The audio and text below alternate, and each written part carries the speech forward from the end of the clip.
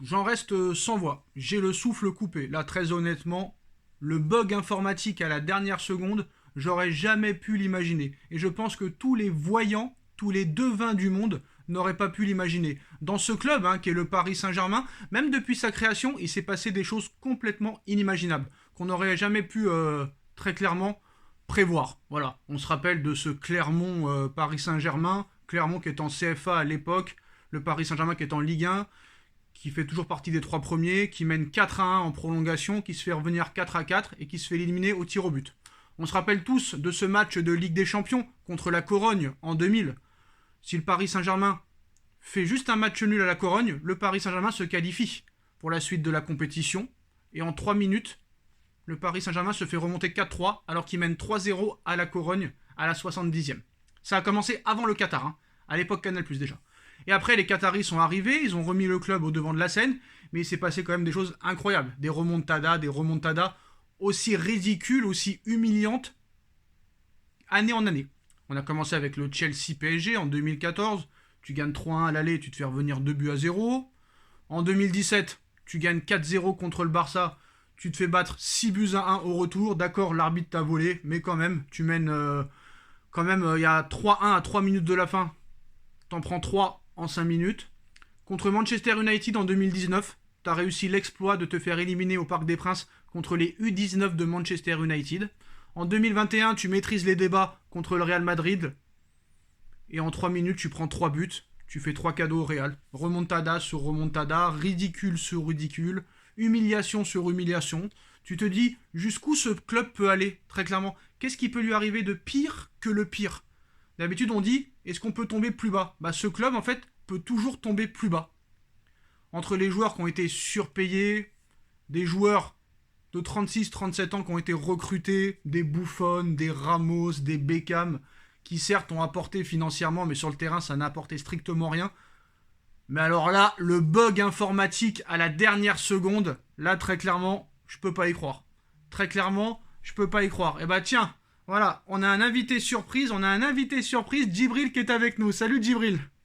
Salut à toi Sacha, ça va, tu vas bien? Ah bah là je vais pas très bien, je transpire. Alors honnêtement, très clairement, j'avais fait une vidéo avant minuit parce que je pensais qu'il allait plus rien se passer, que Skriniar ne viendrait pas, Garbi devait partir, et Ziyech devait être prêté, prépayant de 5 millions d'euros. Alors j'évoquais tout ce qui se passait dans ce club depuis la création même, même avant les Qataris, et après les remontadas, les joueurs surpayés, les joueurs retraités que tu prends qui n'apportent rien du tout au niveau sportif. Un mercato complètement raté l'été dernier. Là, un mercato complètement raté parce que tu te bouges les fesses à 3 jours de la fin du mercato. Mais alors là, Djibril, le bug informatique, là, je l'aurais jamais imaginé. Je pense que tous les devins l'auraient jamais imaginé. Moi, j'y crois pas, très clairement. Honnêtement, j'y crois pas à ce bug informatique. Mais là, c'est rocambolesque. C'est à mourir de rire. Même un joueur en prêt, t'arrives pas à le faire. T'attends de perdre contre Lens, contre Rennes, pour voir que t'as besoin de renfort. Et puis même si Ziyech était arrivé, de toute façon, pour moi, ça aurait rien changé à l'équipe. Mais alors là, très clairement, on est encore une fois ridicule. Est-ce que c'est un autre club qui a tout fait? Parce qu'il faut rappeler quand même, je ne dis rien, je ne suis pas complotiste, mais Vincent Labrune est l'ancien président de l'Olympique de Marseille. Est-ce que c'est lui qui a fait capoter le prêt? Je ne sais pas. Mais en tout cas, là, très clairement, au niveau humiliation, au niveau ridicule, là, Djibril, on atteint quand même des sommets. Je pense que là, Campos a montré son incompétence. En 2 mercato, il a été incapable de recruter les joueurs qu'il fallait, incapable de recruter Skriniar. Le mec incapable de te prendre un défenseur central, alors qu'au départ, soi-disant, ils voulaient 3 milieux de terrain. Et après, ils ont expliqué que non, ils n'avaient pas besoin de joueurs, qu'il fallait que ça reste comme ça, alors que Galtier était le premier à pleurer en septembre en disant on n'a pas de défenseur, on n'a pas de pivot, on n'a pas de vrai neuf. Et après, comme par hasard, après les propos de Nasser Al-Khelaifi, il te dit non, non, non, en fait, on n'a pas de problème. Malheureusement pour lui, il y a eu une défaite à Lens, il y a eu une défaite à Rennes, il y a eu des matchs catastrophiques, des purges. Et là, les mecs qui se sont décidés de se réveiller à 5 jours de la fin du mercato. Mais c'est trop tard. Et là, avec ce prêt qui a été annulé, Djibril, est-ce que là, au niveau de l'incompétence, au niveau du ridiculisme, je sais pas si ça se dit, et au niveau de l'humiliation, est-ce qu'on là, on a atteint des sommets ou est-ce qu'on peut faire pire? Ah, mais je sais pas si on peut faire pire, en tout cas, avec tout ce qu'on a pu voir auparavant, franchement, encore une de plus. Là, Campos, En fait, tu regardes toutes les pistes des joueurs qui étaient liés au Paris Saint-Germain, il a été à aucune à l'origine. C'est Nasser Al-Khelaifi en personne qui a géré certains dossiers. Et la surprise avec Leonardo. C'est ça la surprise, franchement, c'est une daube. Déjà, c'est pas normal qu'on ait pris un directeur sportif qui gère 7 pas de bigot avec le Paris Saint-Germain, c'est du grand n'importe quoi, bref. Et là, alors concernant le transfert de Ziyech, franchement, ça a été avorté, c'est du grand n'importe quoi. Soi-disant, ça n'a pas été homologué par la LFP par le fait que c'était des faux documents. Est-ce que ça c'est valable? Après, attention à ne pas rendre les paroles définitives, parce qu'en gros, là, demain, le PSG vont voir la LFP.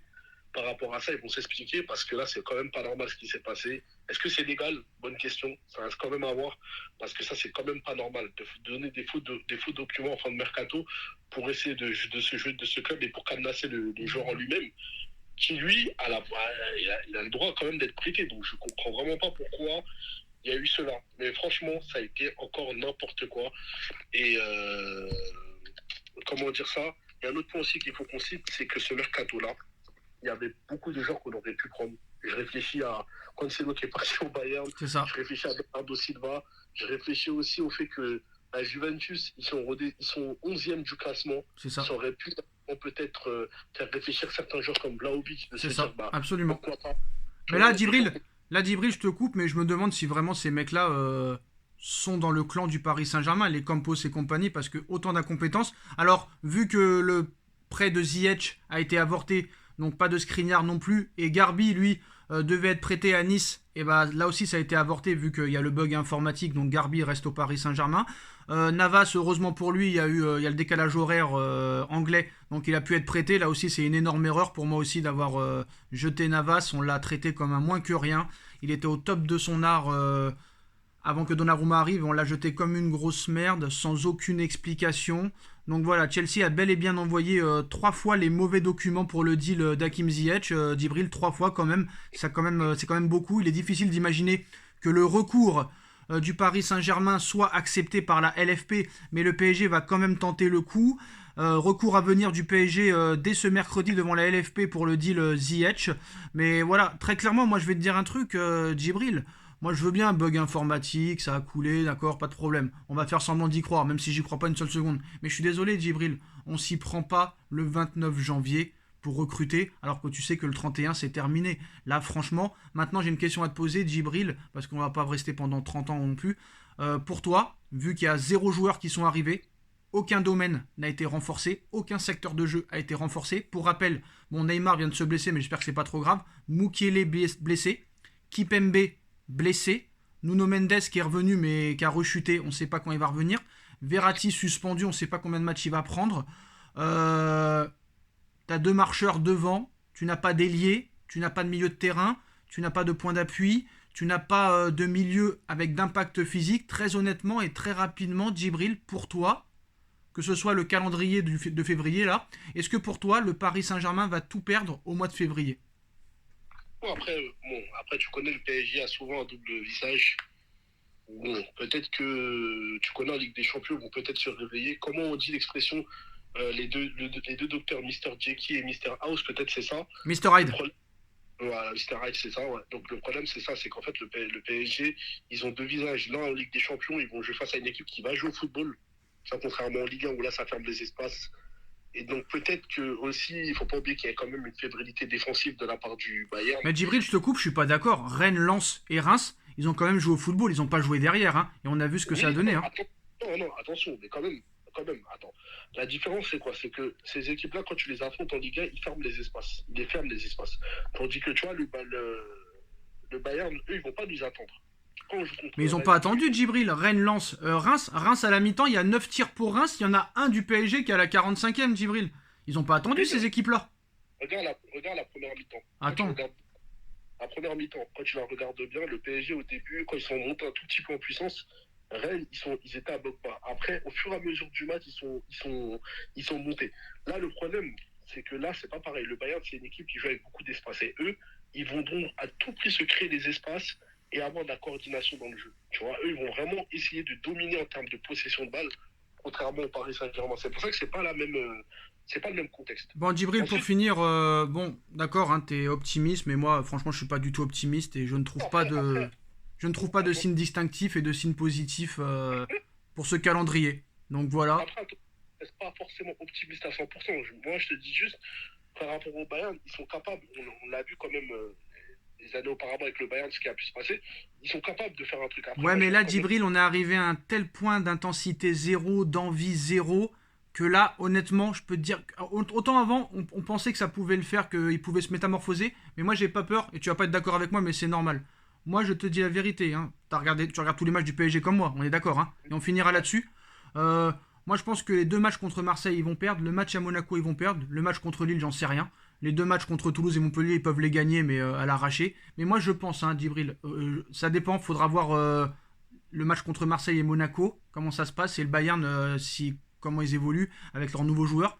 Mais j'ai bien peur que si la défense continue à être aussi crédule et aussi fébrile, j'ai bien peur que quand ce sera au Bayern le match, ce soit un remake de Allemagne-Brésil ou de Barcelone-Bayern en 2020. Je vais peut-être trop loin, hein, mais j'espère ouais. pas. Voilà, Après, ouais, après, voilà, franchement, Galtier, je sais pas. Franchement, voilà. je sais pas. Il y a des choix encore qui sont encore à revoir. Le fait qu'il mette Ramos encore, bon, bref, moi, je comprends plus rien dans ce que Non mais c'est Djibril, compliqué. là, avec ce qui est arrivé, là, plus personne ne peut rien comprendre de toute façon. Là, c'est un bordel sans nom et c'est pas nettoyable. Voilà, le ménage, là, tu peux pas le faire parce que c'est tellement de bordel que là, c'est infaisable. Là. Tu peux appeler les meilleures femmes de ménage, là, ça ne marchera pas.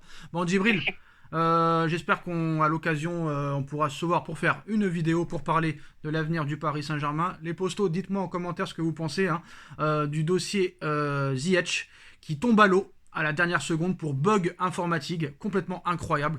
Mais voilà, en tout cas, que des choses négatives pendant ce mercato. Ce début d'année commence très mal pour le Paris Saint-Germain. On like, on partage, on commente, on s'abonne. Merci Djibril d'avoir été là. D'ailleurs, n'hésitez pas à vous abonner à la chaîne YouTube de Djibril, incroyablement parisien. Le lien sera en bas en description. N'hésitez pas aussi à vous abonner à son TikTok et à son Instagram. Tout sera en lien en description. Merci Djibril, merci à tous. Tchuss. Merci à toi, merci à vous.